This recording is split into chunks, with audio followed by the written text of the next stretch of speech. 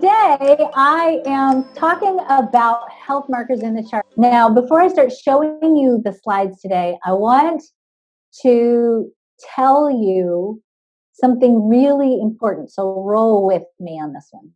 Because a lot of times when I do these shows, everybody runs to get their chart, and I get little emails or notes that say, well, I don't have this, but I still have this issue going on, or I don't have this, I have this issue going on.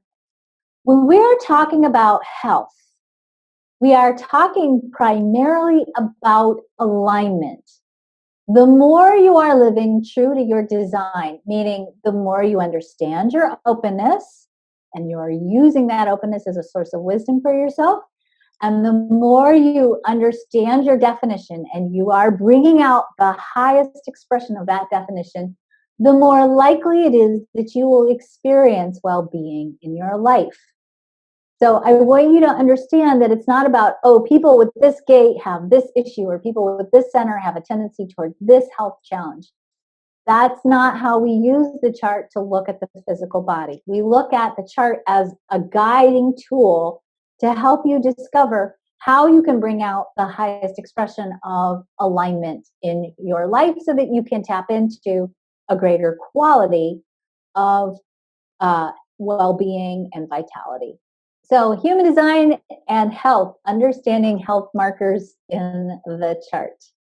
So when we talk about health, we are actually talking about 5 key health concerns, and I'm pulled these 5 key health concerns actually from the Centers for Disease Control. And the Centers for Disease Control ranks these in importance because these tend to be 5 key areas of health concern that impact the most amount of people in America. Now, if you're not in America, it may be a little bit of a different order, but I would say that it's a pretty safe bet, at least in the Western world, at least in the Western world. And that's an important delineation because when we are looking at other parts of the world, sometimes we're looking at health concerns that are very, very different, unfortunately. Or I don't know, fortunately, it's all unfortunate when we're not manifesting full vitality because we're designed to be vital. But in the Western world, we have 5 key health concerns: weight, being overweight, heart disease, adrenal burnout and hormonal issues, cancer, and autoimmune disorders. The Centers for Disease Control gives depression its own category, but ranks it of equal importance because it's an issue that impacts a large number of people in the United States and probably in the Western world. When we look at illness in the context of human design, the number one cause of illness is living a life that is untrue to who you are designed to be living. Now, I'm going to really powerfully and importantly put a pause here. So put down your pen, don't take any notes, don't look at your chart, and just listen to me because I do want to set this as a primary tenet before we go into this information. I have had a lot of people in my life, myself included, who have struggled with major life-threatening illnesses. And I've even had friends who have had children who passed away from cancer. And in the New Thought community or in the New Age community or in our enlightened community, in our quest, I think sometimes to find formulas for why things happen, and that's a natural human thing. We all want a formula for why something's happening. In that quest for that formula, sometimes we, in a very linear way, say, our thoughts create our reality. If you're sick, it's because your consciousness did this to you and you're out of alignment. Maybe you had too many dark thoughts or blah, blah, blah. Illness is a symptom of living out of alignment with your authentic self or your human design blueprint. But that's not always true. And I just want to say, before we get into a blame game or we get into feeling ashamed for our own manifestations of whatever might be going on in our body, or we think we know why somebody else is having the experience that we're having, I want to really invite you into embracing the mystery of life. And that sometimes life has things that happen and maybe we see correlations. Maybe there's something there that obviously we're always here to learn from our experience. But sometimes the reasoning behind the why isn't ours to know. And so sometimes that why is mysterious That doesn't mean we don't explore the why. That doesn't mean we don't work on using the why to bring us back into alignment with the fullest potential of our expression of our potential, the fullest expression of our potential. So I just want to be really clear that we're looking at correlations, relationships between factors in the chart, not causing factors. Because I don't want any of you to look at your chart and go, oh my God, I have this terrible thing in my chart, I'm going to die. Because that's not true. It's all just potential and possibilities. And what we know, even when we look at genetics, which we used to think were fixed and immutable, that every aspect of how you experience and express your life, you have control over how you're going to experience that, whatever that experience is. You have the possibility to change the dynamics of that experience. And even if you have cancer and you ultimately end up dying from cancer, or someone you love ends up dying from cancer or some terrible disease, you always have control over how you react and create with that experience. You might not be able to change that experience. You might not be able to change the trajectory of your life path. Maybe that was set up before you even got here. But you do have control over how you're going to use that experience as your creative space. So that was my little timeout thing. And let's talk about tendencies. Let's talk about relationships and correlations for the rest of our time together. What I have found in my practice, and I am a nurse by training, and I have been working with human design. Certainly before that, I was working as a healer. So I've been working as a healer for more than 30 years. And I will tell you that the number one source of pain in people's lives is living a life that is an inauthentic expression of the truth of who they are. Meaning, if you say yes when you want to say no, if you say no when you want to say yes, if you are living a life that isn't really the life you want to be living, if you are putting on a mask or a facade of any kind in your life, you are using your precious life force energy to hold that facade or that mask in place. And it takes an enormous amount of energy to be something you're not, or to be someone you're not.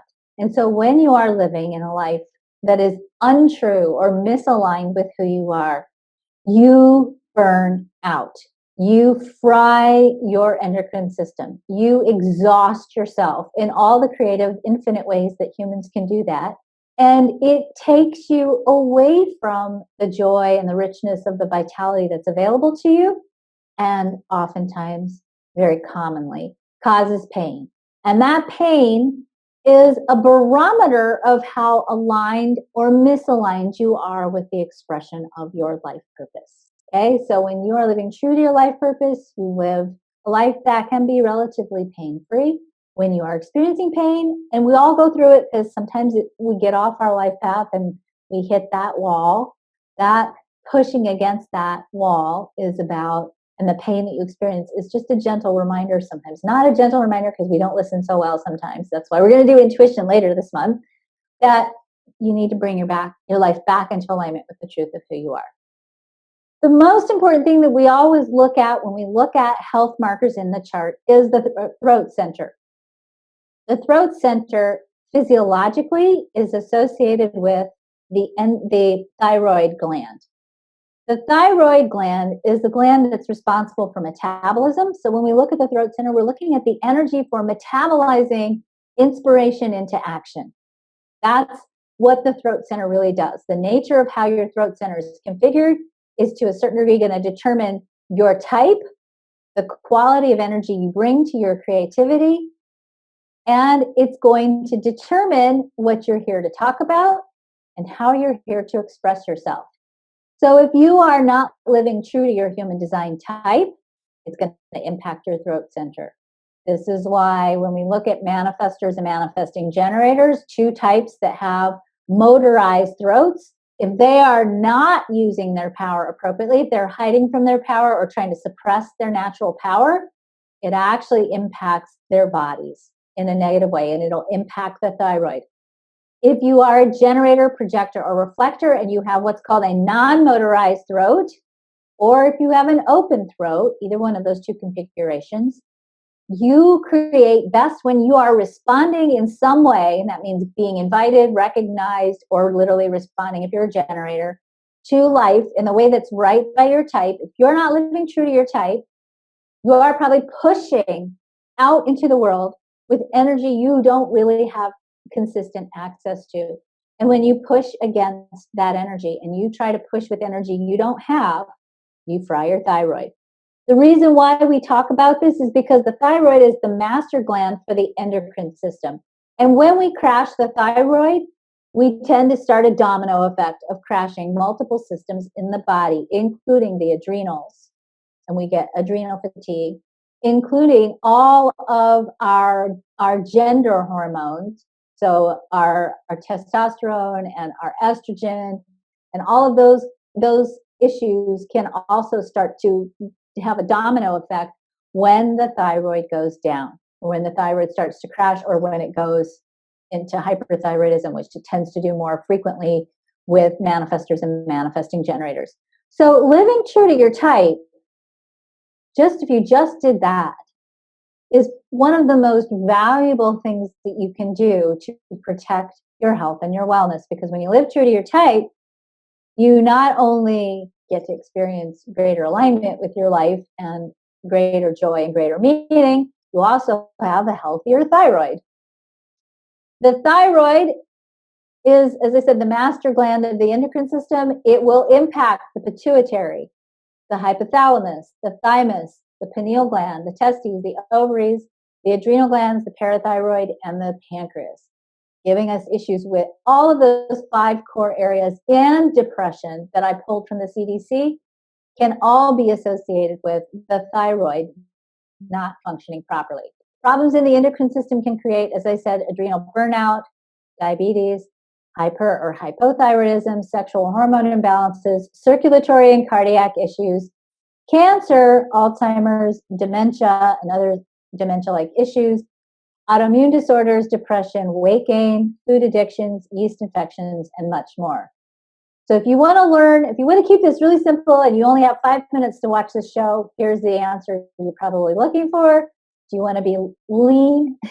Isn't not learn, but you can learn too. Do you want to be lean, strong, sharp, healthy, and sexy? First thing and most important thing that you can do is live your strategy according to your type. It protects your thyroid. It keeps your entire endocrine system functioning well and functioning in a healthy way. Let's explore some other health markers in the chart.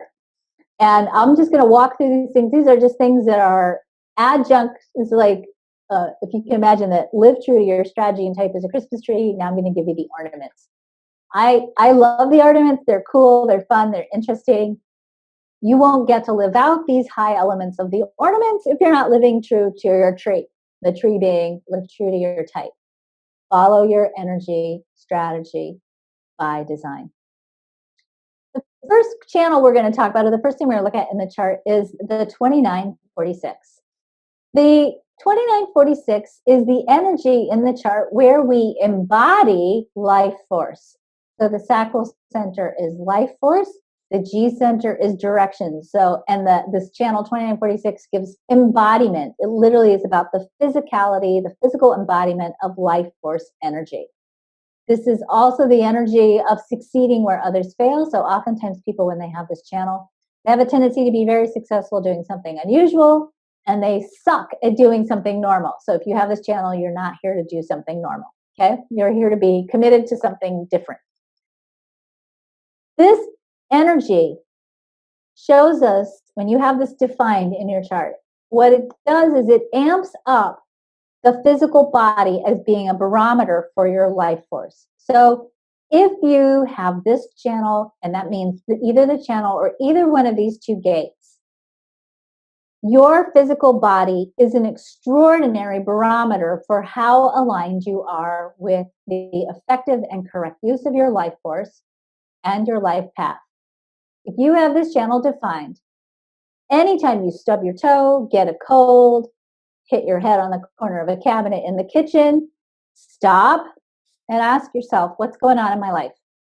Because you are so about with this in your design being the embodiment of your spirit and form, that your physical experience in the world is a very communicative, meaning you're communicating to yourself. It's a very communicative experience. To your body becomes this communication point to your essence about how aligned or misaligned are you. You don't have as much wiggle room when you have this channel to get off your life path, so to speak. Your body's going to constantly and instantly tell you, oh, that wasn't the right decision. And some of you who have this energy, you know. You can with this energy because it contains within it the energy for commitment. And that means sometimes when you have this energy, you tend to say yes when you really want to say no.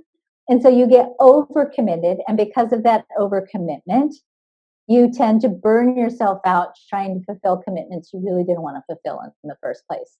So very important when you have this energy in your chart, pay attention to your body, learn how to say no if you can, and recognize that you don't have a lot of room to be misaligned. You've got to be living your bucket list, so to speak, or you've got to be living true to who you are when you have this in your chart. If not, your body's going to take a hit and it's going to talk to you and tell you, hey, I'm not doing this with you anymore. Okay. A defined head and ajna. Again, remember we are talking about correlations, not causations. So just be mindful. And if you start to manifest any of these these correlative issues in your body, my intention here is not for you to go into shame or beat yourself up about it. My intention here is for you to explore for yourself, is there something around the way these energies function that is causing me to be misaligned with how I need to be expressing my life force energy? The defined head in ajna is the mind. This is the mind, right? And the tendency that we have in the way in which we're conditioned in the world is to use our mind to figure things out. We use our mind to make decisions. We use our minds as a source of inspiration. Inspiration and the answers to the questions that you have don't come from your mind. And if you question that, really sit here for a minute and start paying attention to what's actually going on up here. It's oftentimes not very beautiful. And thank God it's not really as creative as we think it is. Because if you actually manifested every thought that you had, life could get very interesting very quickly. Imagine what it would be like when we were all driving on the freeway, right? So that being said, when you have a defined head and ajna, sometimes it's much easier for this configuration to get locked into thinking that you know, or that you have the answer. The answers are out here. The answers show up in your outer reality. They show up through divine timing. They show up through synchronicity. Because here's what happens if you have an open head, then you've got pressure on the defined ajna. If you have both defined, then you don't have the same quality of pressure, but there's still this idea that, oh, I can figure this out with my mind. Because your mind is fairly consistent, but still not the place where you want to solve your problems or discover the answers. The answers will come from your outer reality. So oftentimes associated with a defined head and ajna, we see the potential for mental illness, especially if you have the gate 63, 61, and 64 defined. Sometimes we call those three head gates the gates of dreaming.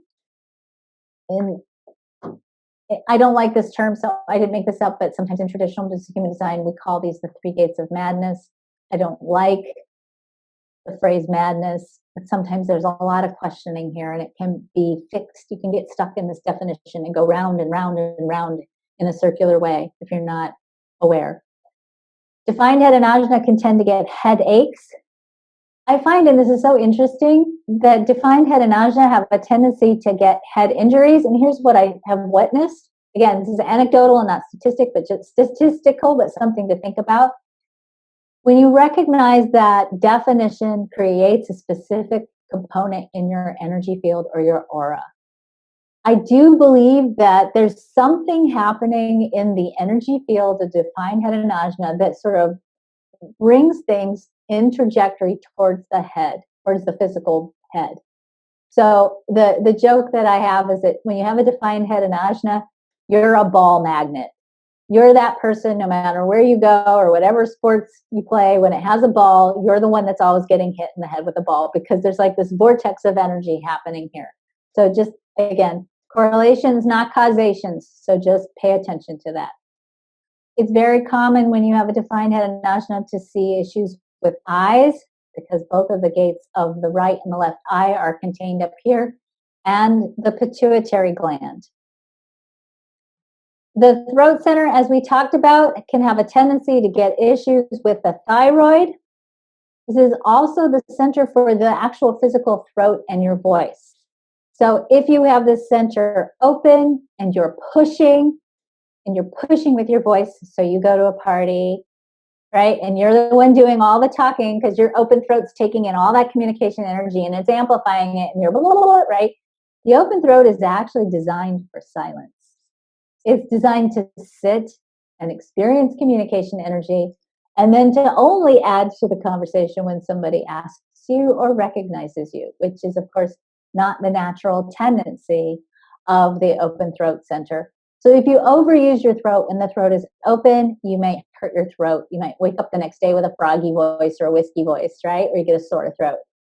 If you are a manifestor or a manifesting generator and you're not doing what you need to do, you're holding back from your power, you might find that you also get throat issues, that you might get sore throats or have a tendency to be somebody who gets strep all the time because your throat becomes vulnerable if you're not moving that power energy that you carry appropriately in your life. The gate 12. Gate 12 is a very interesting gate. It's a gate that when we look at the more mystical aspects of the chart, the gate 12 is actually a place where we connect to super consciousness. And sometimes when you have this defined, especially when you have it defined on an open throat, but not exclusively, you sometimes can serve as a channel, somebody who brings in information from a different source, a bigger source, a more divine source. It is that place where we plug in to a certain degree to source, and we are able to articulate the greater message that brings people around you back into alignment with abundance. It is also the gate of the breath and breathing. So when we are feeling disconnected from source, or we are not plugging into source, and especially if you have this defined, but this can be true even if you have this open, that sometimes we can feel breathless. We can feel like I can't breathe, I feel stifled, I feel shut down, right? Because we block ourselves from a connection that's vital for our ability to harness greater energies and greater purpose in our lives. When we sometimes get disconnected from source, we actually can manifest breathing issues with the lungs and the breath. Sometimes those I oftentimes will find people who are struggling with issues related to lungs and breathing are also very frequently struggling with feeling connected to source or feeling supported by source. I can't breathe, I'm not supported, the air isn't filling my lungs and giving me oxygen, so I don't feel supported by the world.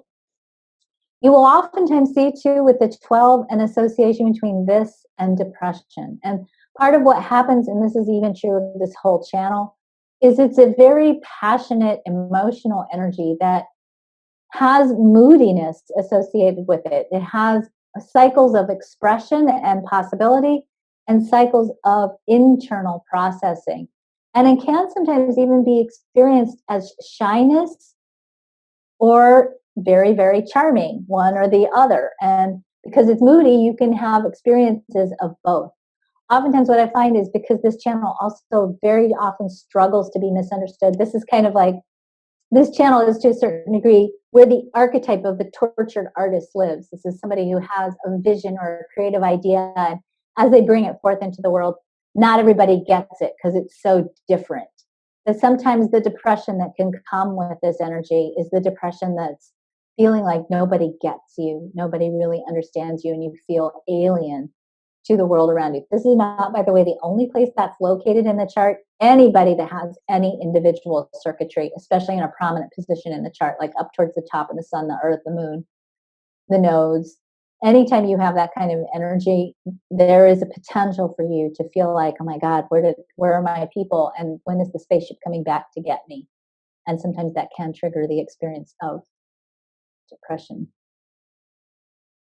The will center. Now, a will center is a very interesting center because most of us have this undefined. 7/8 of the people on the planet will have this open or undefined.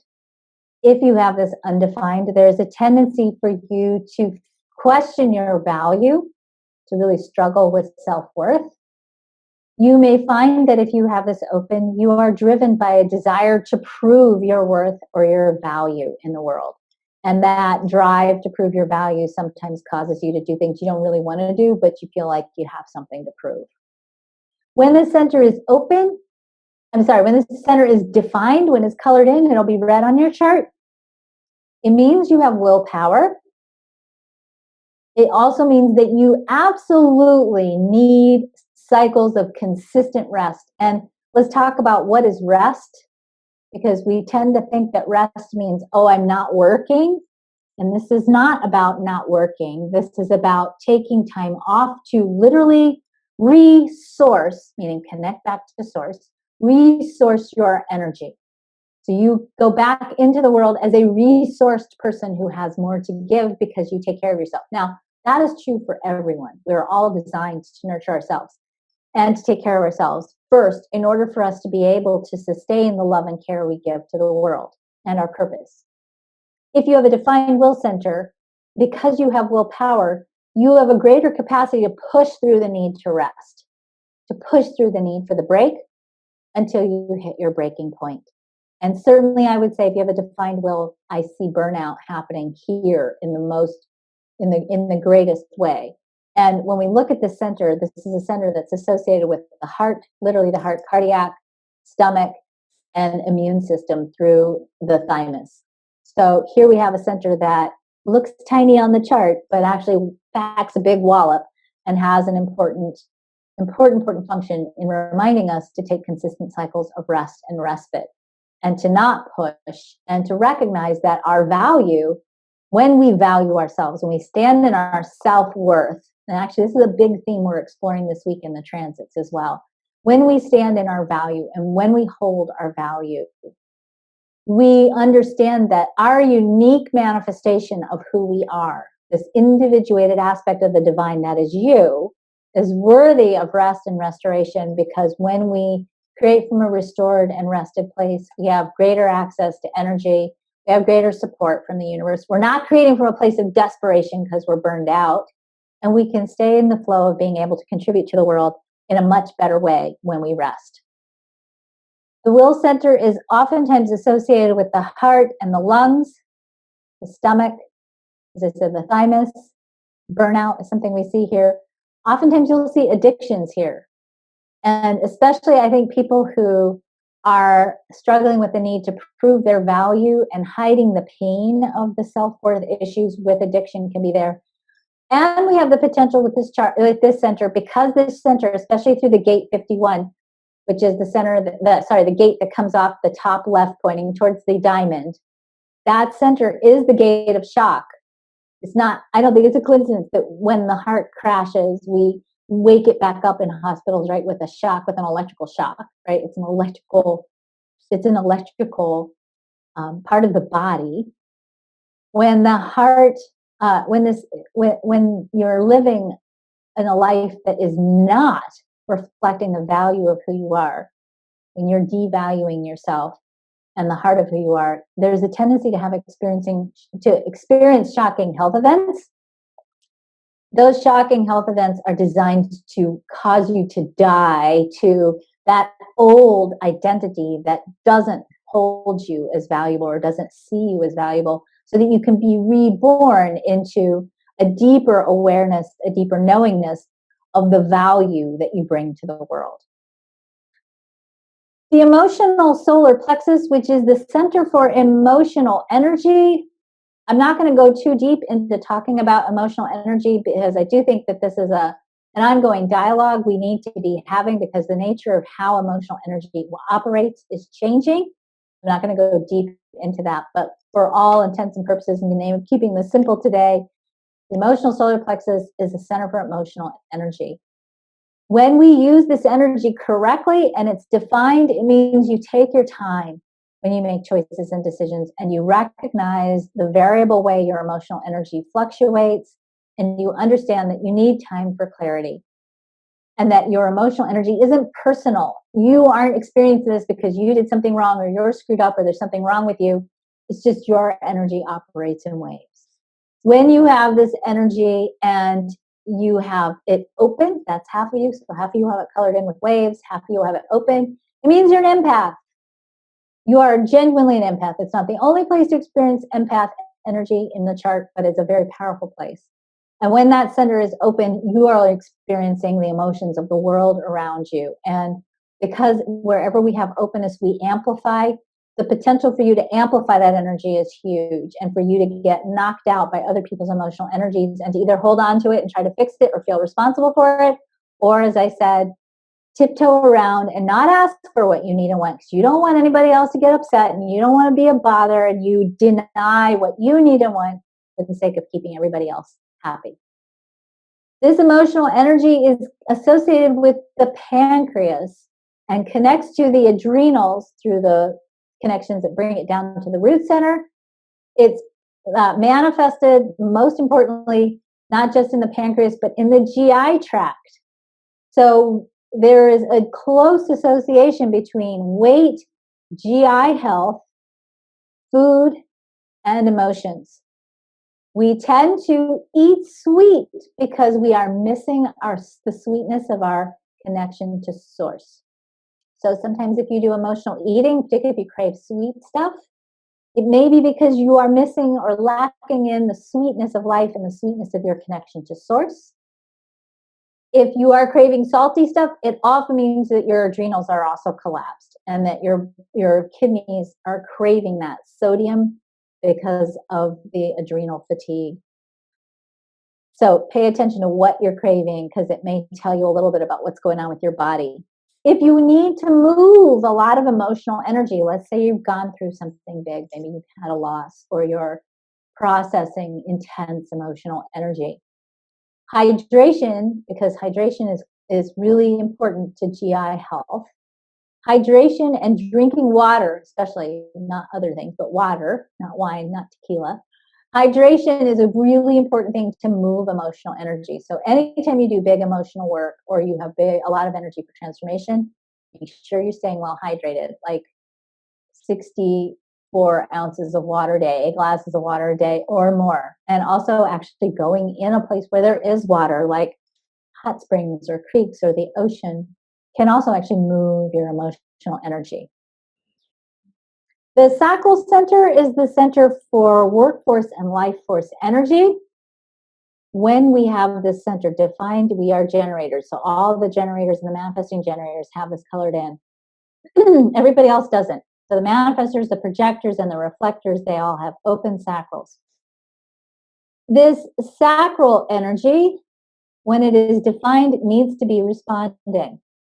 If it is not responding, you can burn out. But let me just say that generators and manifesting generators, when their sacrals burn out, they still usually can go through the motions of faking their way through their job. So you might hate your job, you might not like going to it, but you can still do it. The manifestors, projectors, and reflectors, if you have you will have an open sacral. There's no if there. You'll have an open sacral. When you have an open sacral, it means you don't have consistent access to workforce energy or life force energy, which means you're not designed to work in the traditional way that we think of as working, nor are you designed to take care of a family in the traditional way that we think of as taking care of a family. So it's very important for you, when you go out and do the work of the world, which includes raising a family, and you have an open sacral, it means that you really need either to get help and support or to recognize that you're going to do it your way, and that may be a way that requires that you take more rest and pace yourself differently. Because we so intimately associate work and money, because even though the human design chart, just informing you here, we haven't done this in a while, but the human design chart actually shows us that we are designed to be supported whether we work or not. Our support comes from our existence, not from our work. But the way our world is set up right now, we still associate work and money. And so sometimes when you burn out because you've overworked and you have an open sacral, it also hits the money piece. Sometimes we really, really struggle when you have an open sacral to feel supported and gain access to support. And so it causes you to really feel like you have to push against your burnout, which if you have an open sacral, there may be very limited wiggle room around that ability. The open sacral, when it burns out, can definitely be major burnout. And that can be burnout that can be so extreme that you literally can't get off the couch. You literally, no matter what you tell yourself, can't get your body out the door to go to work. You will oftentimes see with the burned out sacral, especially in young projectors, autoimmune disorders. The body just begins to shut down and it can't process the experience of being on the planet. Because this is also the center for sexual energy, that's part of family energy and life force energy, you will sometimes see sexual dysfunction here. And you will oftentimes see weight issues, especially, by the way, with a history of sexual abuse, you'll see weight issues on an open sacral or a defined sacral that's not working or functioning optimally. Manifestors, by the way, tend to burn out around 50. They have a little bit of a longer lifespan than the other open sacral types. So they can, because they have a motor to the throat, either a will center or a solar plexus or a root center that gets connected to the throat, their ability to go out and make things happen, even in the workplace, is about 50. Once they get to be about 50 years, they hit that Chiron return. That's when the burnout has a tendency to show up. For projectors, they tend to burn out around 35 to 40. And usually projectors, if they really burn out in a big way, if they really hit that wall, and some of you do, it can be a really slow recovery. So be gentle with yourself. It might take a couple of years to really get that energy back. And that's years that you spend nurturing yourself, if you can. The root center. The root center is the center for adrenaline energy. When it is open, it's under pressure. And the pressure on the root center is to get things done so that you can be free. The irony is, of course, that you never get things done because the to-do list is perpetually evolving. When you are under pressure, there is a tendency to experience adrenal burnout. By the way, you can do that with a defined root too, because the defined root tends to have a pulse. And it's a pulse that's on or off. And if you have a defined root, and it's a very dramatic defined root, and some of you have a very strong defined root, that when your energy is off, there's no amount of forcing that you can do to make it happen. And you might really think, oh, I'm procrastinating or I'm lazy. Maybe it's none of the above. Maybe it's just your root pulse is off. And you're being forced by the way society is structured right now to go against that root pressure or that root pulse.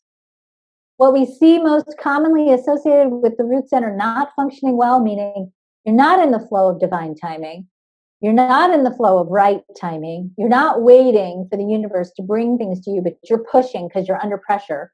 We tend to see adrenal burnout, again, weight issues, which is a secondary symptom of adrenal burnout, adrenaline addiction, which can be doing crazy things like jumping across the Grand Canyon on a motorcycle or mainlining coffee all the time, and also anxiety disorders. The channel 3955 is most commonly associated with emotional eating. It can also be associated, by the way, with hoarding, including hoarding food. This is the place where if you are not taking care of yourself and not eating appropriately, and that drive for sugar, because this is the place where the pancreas lives in the chart, we do see the tendency towards diabetes. Please remember that diabetes is usually a genetic issue, with a couple of exceptions, and that it's one of the genes that we know from our genetic studies can be regulated by your mindset, by your emotions, and by your lifestyle choices. So if you have a genetic tendency towards diabetes, we're not doomed to get it. You have ways to control that energy. And of course, obviously weight issues as well. The spleen can be associated with anxiety disorders, medical empathy, which means if it's open, you feel other people's stuff going on in their bodies and get confused sometimes. If it's open, you have a tendency to have a sensitive immune system, which means You do better with more gentle healing modalities like homeopathy and flower essences and energy work. If it's defined, your immune system isn't sensitive, which means you don't often realize that you're sick until you're way sick. And then at that point, there's nothing gentle that you can do about it. You got to go straight to the hard drugs because you didn't realize how sick you were. And now it's too late. You've got serious physical manifestations. So understanding that the open spleen sometimes, and I'm saying this with a huge disclaimer, don't do this if you're taking a prescription medication or you're working with a healer who's giving you any kind of medication.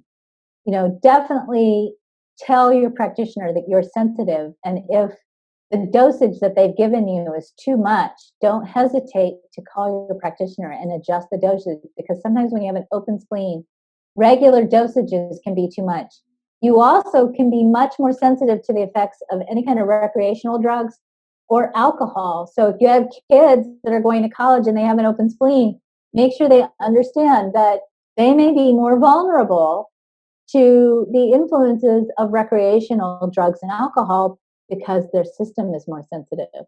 Of course, the opposite is true for the defined spleen, and you really want to tell them too, they may drink more than they realize and then really get in trouble if they're not careful.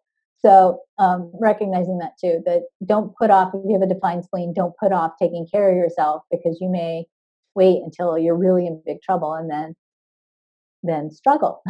So the gate 28 is sometimes called the gate of struggle. I actually like to call it the gate of adventure. Usually the people who have the gate of struggle resist that definition.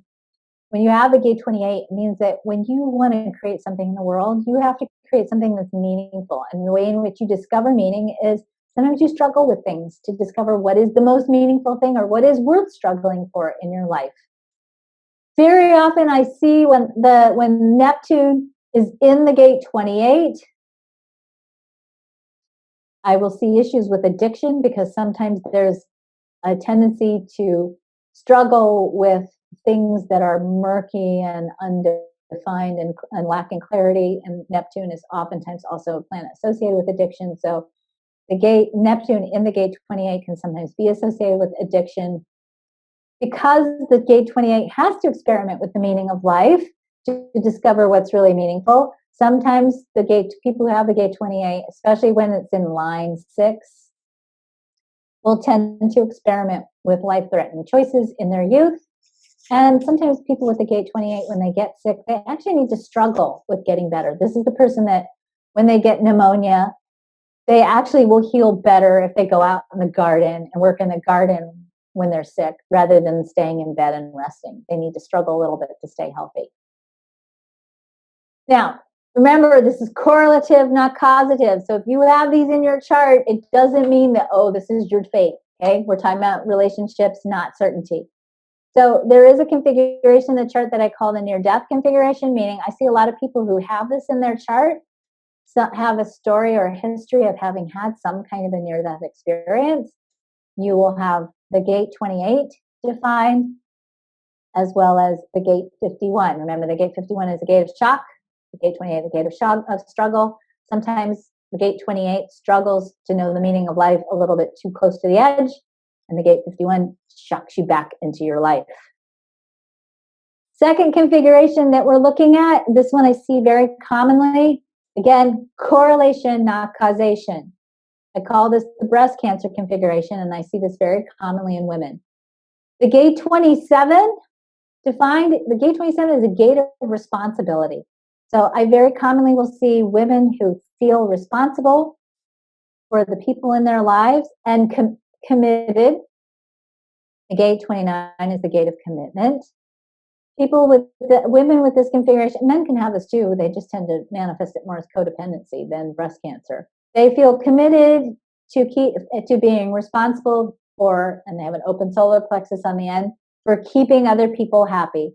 So this sort of trifecta here of gate 27, responsibility or being overly responsible, gate 29, being committed, and the open solar plexus that wants everybody to be happy, creates an energy dynamic or a behavioral dynamic where you are feeling so committed and responsible for keeping the people you love happy that you never stop to take care of yourself first. And that breast energy is all about nurturing So it becomes an opportunity sometimes to explore what better ways can you nurture yourself so that you can better nurture others. The thing that I just really want to pull out here, and this is just a very cursory overview, and hopefully I've given you at least a couple of things to think about, is that the human design chart really does give us a very powerful blueprint about the story that we tell about who we are. And when we look at the story of who we are, we recognize that our identity, the G center, really contains within it the blueprint or the code for our possibilities for health and vitality, and it influences the direction that our life takes. So when we start to look at the chart as an assessment tool for health and wellness and alignment with your natural life force energy, it starts to give us an opportunity to explore through human design a different way of integrating energy medicine. When you understand that plants and compounds, stones, and even geographical places carry frequencies of energies, and all the parts of the chart also have their own frequencies of energies, when you bring something up for healing, an element in your chart, it might create in you a space where you need the adjunct or complementary energy to continue that healing process. So maybe in the future, we will start looking at the chart and the vibrational frequency of plants and compound stones or places and begin to use those parts as integrative complementary aspects of facilitating and deepening healing. We also might, as we continue to evolve our understanding of human design and integrative medicine, create design-specific healing modalities.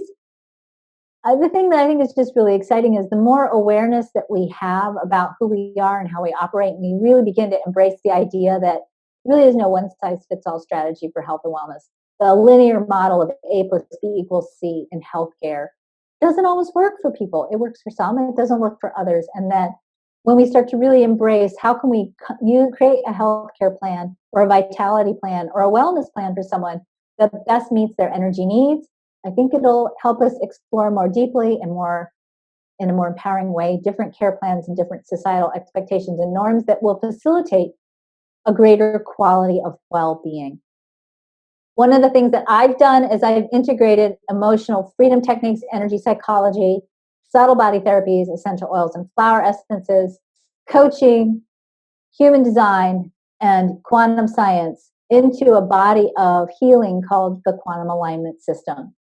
That system is a really powerful way, and it's not the only way, and there are lots and lots of other ways to do this, but again, we're looking at exploring how do we customize what people need to help them heal. This is a really powerful way to work with people, to work with my practitioners, to craft a personalized plan of clearing all those places where you're not living true to who you are so that you can bring your expression of your life back into harmony with your design and who you are intended to be and decrease the experience of pain in your life. All right. Thank you all so much for joining me. Bye-bye.